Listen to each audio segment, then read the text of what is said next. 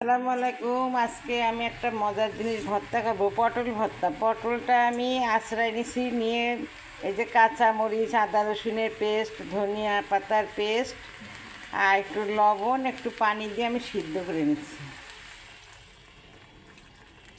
সিদ্ধ করে আমি ভর্তা করব। পুড়ালেও ভালো লাগে, কিন্তু এখন তো মানুষ কাঠের চুলায় রান্না করে না, পুড়ানো যায় না। এবার ঢাকা দিয়ে দেবো। অল্প একটু তেল দিলাম। এবার আমি সিদ্ধটা ভালো করে নেব। পটলটা সিদ্ধ হয়ে গেছে, ম্যাশড করে নিচ্ছি। এবার আমি ঝাল পেঁয়াজ ভর্তা করে নিচ্ছি। এবার তেল দিয়ে দিলাম। এবার আমি ভর্তাটা মাখাই নিচ্ছি।